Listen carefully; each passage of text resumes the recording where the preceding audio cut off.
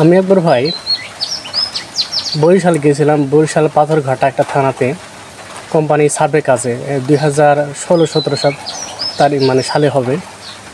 তো সেই সময় ভাই সন্ধ্যার সময় মাগরিবের আজানও দিয়েছে, কাজ শেষ পথে।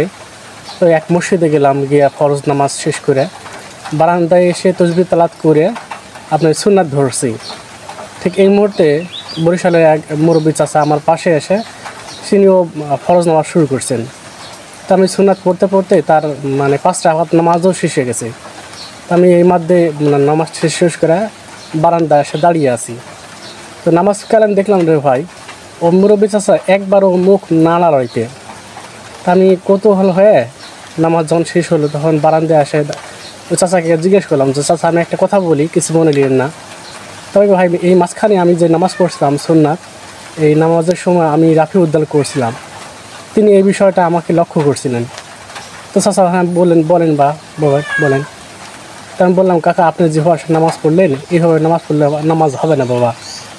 তো কাকাটা আমার কথা শুনে কোথায় তোমার নামাজই হবে না বলে এমনভাবে ছুটে চলে গেল যেন আমি মনে হয় যে ওনাকে তাড়া করছি, এরকমভাবে ভয়ে চলে গেল, আমার কাছ থেকে দূরে সরে চলে গেল।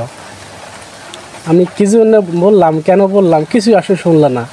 আসলে সেই নামাজ উনি হয়তো ফলো করছিল যে আমি আলে হাদিসের দাওয়াত দিতাম, এটাই সে মনে করছিল।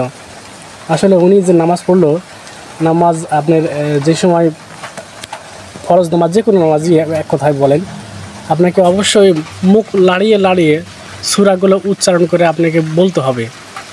নামাজের বিষয়টা বলা হয়েছে যে আপনি যখন নামাজ পড়বেন অবশ্যই সূরাগুলো দোয়াগুলো আপনাকে অবশ্যই মুখ দ্বারা উচ্চারণ করে বলতে হবে। প্রোনাউন্সিয়েশন এমন হতে হবে যেন আপনি নিজ কান দ্বারা তা শুনতে পাচ্ছেন, এরকম জোরে জোরে বলতে হবে।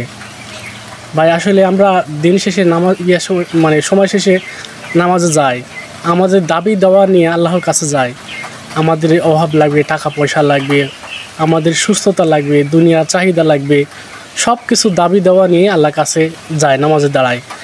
আর এই বলাটা যদি আমরা সঠিকভাবে না বলি তাহলে ভাই আল্লাহ তাআলা কেমনে দিবে ভাই?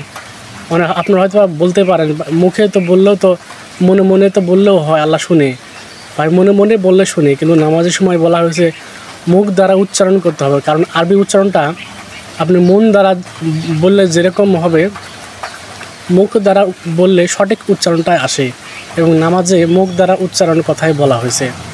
তো আল্লাহ তাআলা আমাদের প্রত্যেককে যেন নামাজের সময় অন্তত মুখ দ্বারা উচ্চারণ করে নামাজ যেন পড়তে হবে সময় নিয়ে।